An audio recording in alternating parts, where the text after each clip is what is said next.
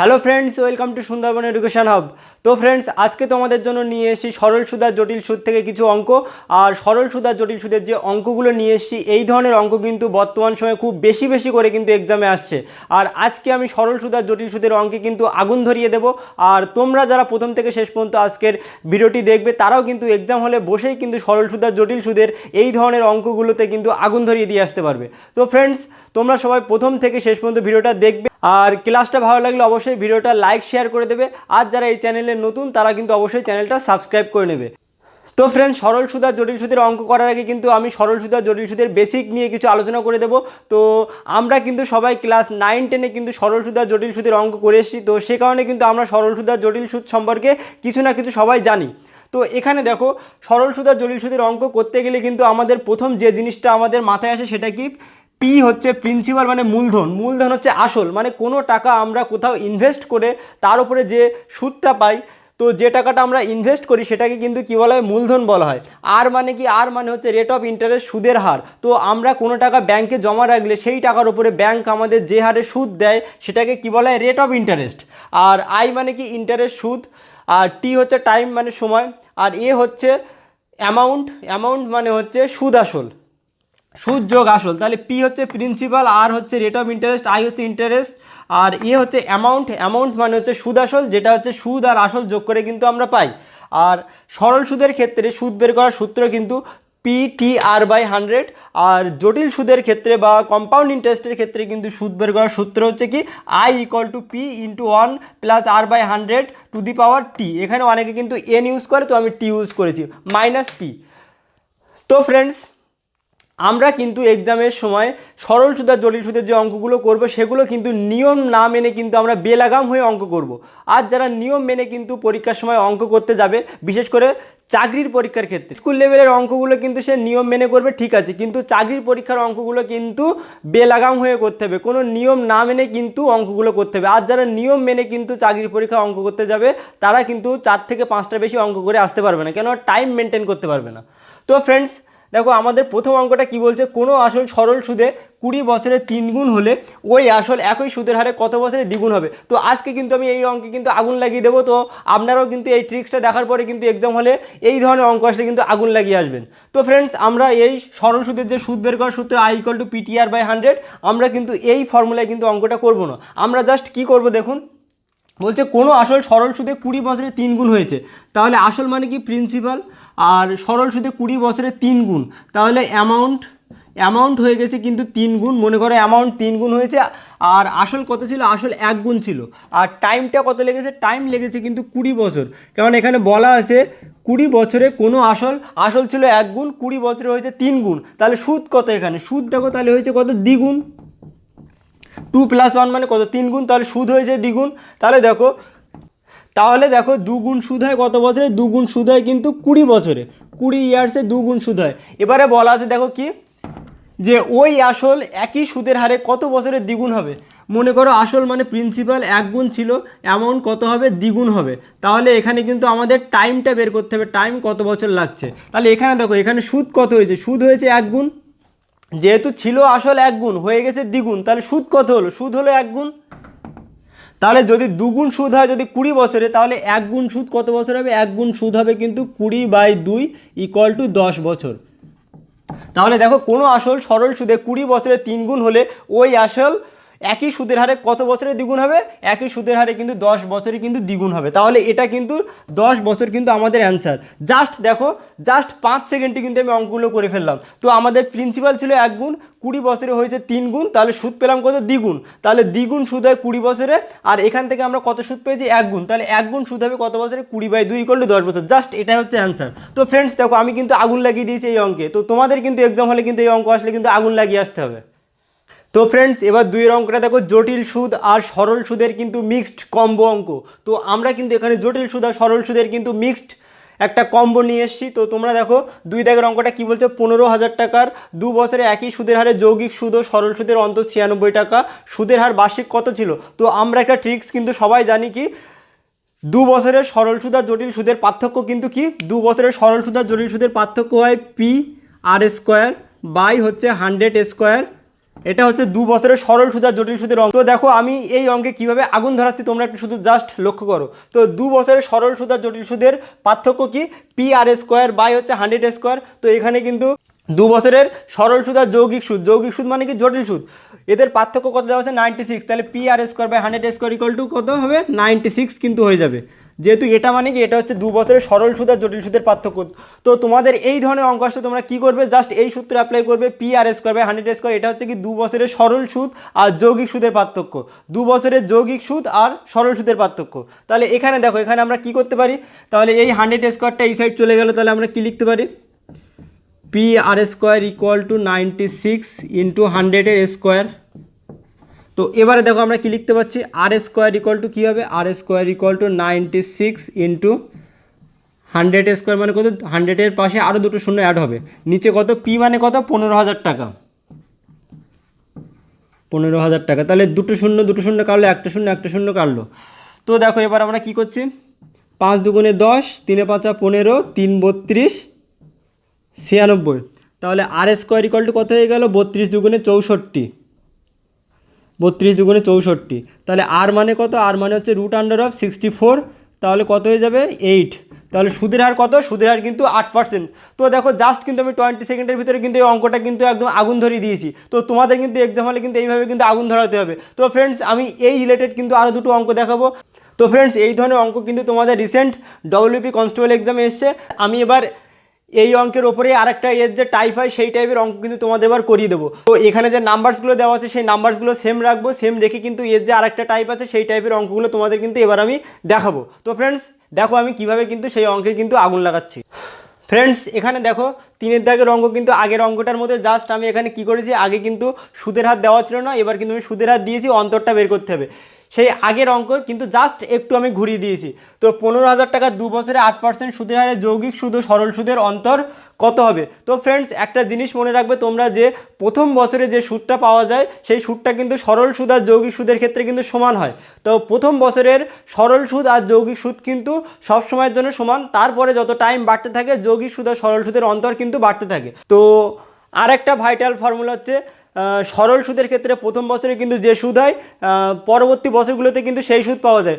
মনে করো তুমি 100 টাকা ব্যাংকে জমা রেখেছো, তোমাকে 100 টাকার উপরে 10% সুদ দেওয়া হচ্ছে। তো তুমি প্রথম বছরে 100 টাকায় যদি 10 টাকা সুদ পাও, তো 10 বছর পরেও কিন্তু সেই 100 টাকায় তুমি 10 টাকা সুদ পাবে। কিন্তু জটিল সুদের ক্ষেত্রে কী হয়, জটিল সুদের ক্ষেত্রে কিন্তু তুমি প্রথম বছরে যদি 100 টাকায় 10 টাকা সুদ পাও, পরের বছরে কিন্তু তুমি ওই 100 টাকায় 10% সুদ পাবে, প্লাস তুমি ওই যে সুদ 10 টাকা পেলে ওই সুদের ওপরে কিন্তু তুমি 10% সুদ পেয়ে যাবে।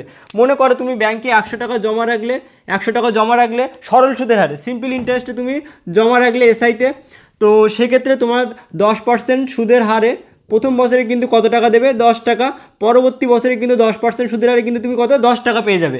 এবারে যখন তোমার সিআইতে মানে কম্পাউন্ড ইন্টারেস্টে, সিআইয়ের ক্ষেত্রে কি তোমার প্রথম বছরে 10% হারে কত দেবে, 10 টাকা, পরবর্তী বছরে তোমার 10% হারে কত পাবে, 10 টাকা পাবে। আর দ্বিতীয় বছরে তুমি কিন্তু এই সুদ যে প্রথম বছরে 10 টাকা পেয়েছিলে, এই সুদের ওপরে কিন্তু তুমি 10% পেয়ে যাবে। তাহলে 10 টাকা 10% কত, 1 টাকা, তাহলে তুমি টোটাল সুদ কত পাচ্ছ। তো দেখো সিআইয়ের ক্ষেত্রে তুমি দ্বিতীয় বছর পরে কত টাকা সুদ পাচ্ছ, 21 টাকা। আর সরল সুদের ক্ষেত্রে কিন্তু দ্বিতীয় বছরে কত টাকা সুদ হচ্ছে, তোমার দ্বিতীয় বছর পরে টোটাল সুদ হচ্ছে কিন্তু 20 রুপিস। তাহলে দেখো সুদের পার্থক্য কত, সুদের পার্থক্য কিন্তু 1 টাকা। তো আমরা কিন্তু জাস্ট এই ফর্মুলা ইউজ করে কিন্তু এই অঙ্কে কিন্তু জাস্ট আগুন ধরাবো। তো তোমরা জাস্ট মনোযোগ সহকারে এই অঙ্কটা দেখবে। তো তোমরা এখানে দেখো 15,000 টাকা 2 বছরে 8% সুদের হারে যৌগিক সুদ আর সরল সুদের অন্তর কত হবে। তাহলে আমরা কি বের করবো, আমরা বের করবো 15,000 টাকার 8% কত হবে, 15,000 টাকায় 8% হয়ে যাবে, 15,000 ইন্টু 8/100, তাহলে 2 কাটলো, 8 15 কত 120, আর একটা শূন্য 1200 টাকা। তাহলে 1500 টাকায় 8% হারে প্রথম বছরের সুদ কত হয়ে যাবে, প্রথম বছরের সুদ হবে কিন্তু 1200 টাকা। তো দ্বিতীয় বছরের সুদ কত হবে, দ্বিতীয় বছরের ক্ষেত্রে সরল সুদও কিন্তু 1200 টাকা হয়ে যাবে। তো দেখো সরল সুদের ক্ষেত্রে কিন্তু প্রথম বছরে যে সুদ পাবে দ্বিতীয় বছরের সেম সুদ পাবে। তো দেখো এই ক্ষেত্রে কিন্তু প্রথম বছরের ক্ষেত্রে কিন্তু সরল সুদ আর জটিল সুদের মান কিন্তু সমান হবে। তো দেখো দ্বিতীয় বছরে কিন্তু জটিল সুদ কী হবে, দ্বিতীয় বছরের ক্ষেত্রে কিন্তু জটিল সুদ 1200 টাকা হবে, প্লাস এই 1200 টাকার ওপরে কিন্তু তুমি কী পাবে, এই 1200 টাকার ওপরে কিন্তু তুমি 8% হারে সুদ পাবে। কেননা জটিল সুদের ক্ষেত্রে কিন্তু কী হয়, জটিল সুদের ক্ষেত্রে কিন্তু হয় সুদের ওপরে কিন্তু সুদ হয়, কিন্তু সরল সুদের ক্ষেত্রে কিন্তু শুধুমাত্র মূলধন বা আসলের ওপরে সুদ হয়। তো টাকার 8% কত, 1200 টাকার 8% কিন্তু কী হয়ে যাবে, 1200 টাকার 8% কত হবে, 1200 টাকার 8% কিন্তু 96 রুপিস হয়ে যাবে। তো এই ক্ষেত্রে দেখো, এই ক্ষেত্রে 1200 টাকা প্রথম বছরের সরল সুদ, দ্বিতীয় বছরের সরল সুদ কত, 1200 টাকা, কিন্তু দ্বিতীয় বছরের সিআই মানে কম্পাউন্ড ইন্টারেস্ট কত হবে, 1200 প্লাস 96, তাহলে সরল সুদ কত, 1200 1200 2400, আর জটিল সুদ কত হবে, 1200 1200 2400 প্লাস 96, তাহলে কিন্তু 2 বছরে কিন্তু সরল সুদ আর জটিল সুদের পার্থক্য কিন্তু কত হবে, 96 রুপি। তো তোমরা এখানে দেখো, এখানে কিন্তু প্রথম বছরে আমি সরল সুদ পেয়েছি 1200 টাকা, দ্বিতীয় বছরে সরল সুদ পেয়েছি 1200 টাকা, তো প্রথম বছরে আমি জটিল সুদ পেয়েছি কত, 1200 টাকা, দ্বিতীয় বছরে জটিল সুদ পেয়েছি 1200 টাকা, প্লাস এই যে 1200 টাকা সুদ পেয়েছিলাম তার উপরে 8% সুদ মানে কত, 96 টাকা। তো এই ক্ষেত্রে দেখো, এই যে 1200 1200 24, এটা কম্পাউন্ড ইন্টারেস্ট আর সিম্পল ইন্টারেস্ট সব ক্ষেত্রে কিন্তু 2400 টাকা সেম, আর এই যে এক্সট্রা টাকাটা পাচ্ছি কোথায়, এই 1200 টাকা সুদ পেয়েছিলাম প্রথম বছরে তার উপরে 8% সুদ মানে 96, এটা কিন্তু আমরা কম্পাউন্ড ইন্টারেস্টে এক্সট্রা পাচ্ছি। তাহলে দ্বিতীয় বছরে সরল সুদ আর যৌগিক সুদের মধ্যে অন্তর কত হয়ে যাবে, 96 রুপিস। তো এক্ষেত্রে যদি টাইম 3 বছর থাকে তখন আমরা কীভাবে ক্যালকুলেশন করব সেটা কিন্তু আমরা এবার দেখাবো। তো তোমরা দেখো যে প্রথম সারির যে টাকাটা আমরা সুদটা পাবো এটা কিন্তু কম্পাউন্ড আর সিম্পল ইন্টারেস্টের ক্ষেত্রে সমানই হবে। তো নিচের যে টাকাগুলো বা সুদগুলো পাবো সেটাই কিন্তু আমাদের সরল সুদ আর জটিল সুদের পার্থক্য। তো এখানে দেখো পরবর্তী 4 অঙ্কটা কিন্তু আগের অঙ্কের সেম, কিন্তু এখানে জাস্ট বলা আছে 3 বছর, আমি এখানে এক্সট্রা করে দিয়েছি। তো আগে ছিল 2 বছর, এখানে কিন্তু আমি 3 বছর করেছি। তো দেখো 15,000 টাকা 3 বছরে 8% সুদের হারে যৌগিক সুদ ও সরল সুদের অন্তর কত হবে। তো এক্ষেত্রে দেখো 15,000 টাকার 8% কত হবে, 15,000 টাকার 8% মানে 15,000 ইন্টু 8/100 মানে কত, 1200 টাকা। তো আমি কি বলেছি, 15,000 টাকা 8% হারে প্রথম বছরে সরল সুদ 1200 টাকা, তাহলে 3 বছরে প্রত্যেকটা বছরে আমি কিন্তু 1200 টাকা করে সরল সুদ পাবো। তাহলে প্রথম বছরে যদি 1200 টাকা সরল সুদ পাই, তাহলে দ্বিতীয় বছরে কিন্তু আমি কত, 1200 টাকা সরল সুদ পাবো, তৃতীয় বছরে কিন্তু আমি 1200 টাকা সরল সুদ পাবো। আর এই যে টাকাটা পেলাম, এই টাকাটা কিন্তু আমি সরল সুদ আর জটিল সুদের ক্ষেত্রে উভয় ক্ষেত্রেই পেয়ে যাবো। তো এক্ষেত্রে দেখো জটিল সুদের ক্ষেত্রে আমরা এক্সট্রা কী পাবো, জটিল সুদের ক্ষেত্রে কিন্তু আমরা এক্সট্রা পাবো যে প্রথম বছরে যে আমরা সরল সুদ 1200 টাকা পেয়েছিলাম, এই সুদের ওপরে কিন্তু আবার 8% হারে সুদ পাবো। তাহলে 1200 টাকার 8% কত হবে, 96 টাকা।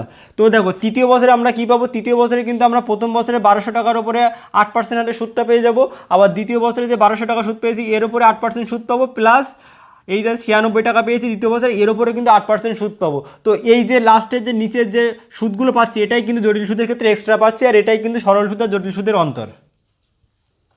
তো এক্ষেত্রে দেখো প্রথম বছরে আমরা 1200 টাকা 8% হারে কত টাকা পেলাম, 96 টাকা। তো তৃতীয় বছরের ক্ষেত্রে আমরা একইভাবে পাবো, 1200 টাকার 8% কত হয়ে যাবে, 1200 টাকার 8% হয়ে যাবে 96 টাকা। তো দ্বিতীয় বছরে 1200 টাকার উপরে আবার 8% সুদ লাগবে, তাহলে দ্বিতীয় বছরে 1200 টাকার উপরে 8% সুদ কত হবে, 96 টাকা। আর এই যে দ্বিতীয় বছরে আমরা 96 টাকা পেয়েছিলাম প্রথম বছরে 1200 টাকার উপরে, তো এই ক্ষেত্রে ওই 96 টাকার উপরে 8% সুদ লাগবে। তাহলে 96 টাকার 8% কত হবে, 96 ইন্টু 8/100, তাহলে কত হলো, 4 দুগুণে 8, 4 25 100। তাহলে কত হচ্ছে, 96 ইন্টু 2 মানে কত, 6 দুগুণে 12, 9 দুগুণে 18, 192/25। তো 192/25 যদি এটা ক্যালকুলেশন করো তাহলে তোমরা কত পাবে, তোমরা কিন্তু পেয়ে যাবে 7 বার যাবে 7, 7.68 পাবে। তো এই ক্ষেত্রে দেখো 96 টাকা 8% কত হয়ে যাচ্ছে, 7.68। তো এবার তোমাদের অঙ্কে কিন্তু যদি বলা থাকে যে শুধুমাত্র তৃতীয় বছরের ক্ষেত্রে সরল সুদ আর জটিল সুদের পার্থক্য কী, তো দেখো এক্ষেত্রে কিন্তু তৃতীয় বছরের সরল সুদ হচ্ছে 1200 টাকা, আর তৃতীয় বছরের জটিল সুদ কি, তৃতীয় বছরের জটিল সুদ হচ্ছে 1200 প্লাস 96 প্লাস 7.68। আর যদি তোমাদের প্রশ্নে বলা থাকে শুধুমাত্র তৃতীয় বছরের সরল সুদ আর জটিল সুদের পার্থক্য বের করতে, তাহলে কিন্তু সেটা কী হয়ে যাবে, সেটা কিন্তু এটা হয়ে যাবে শুধুমাত্র তৃতীয় বছরের সরল সুদ আর জটিল সুদের পার্থক্য। এবার যদি তোমাদের প্রশ্নে বলা থাকে যে শুধুমাত্র দ্বিতীয় বছরের সরল সুদ আর জটিল সুদের পার্থক্য কত, তাহলে কী হয়ে যাবে, 96 রুপিস, এটা হয়ে যাবে। আর যদি শুধু প্রশ্নে বলা থাকে যে 15,000 টাকা 3 বছরে 8% সুদের হারে সরল সুদ আর যৌগিক সুদের পার্থক্য কী, তাহলে এই 96 আর 7.68 এইগুলো টোটাল কিন্তু যোগ হয়ে যাবে। তো সেক্ষেত্রে এই 3টে 96 যোগ করলে কত হবে, 3 নং 27 আর 318 288, 288 সাথে কত যোগ হবে, 288 সাথে যোগ হবে কিন্তু 7.68। তাহলে 3 বছরের সরল সুদ আর যৌগিক সুদের পার্থক্য কত হয়ে যাবে, 8 7 15 5 295.68 রুপিস, এটাই হচ্ছে অ্যান্সার। আর যদি মাত্র কী বললাম, শুধুমাত্র যদি বলা থাকে তৃতীয় বছরের যৌগিক সুদ আর সরল সুদের পার্থক্য কী, তাহলে কিন্তু এটা হয়ে যাবে।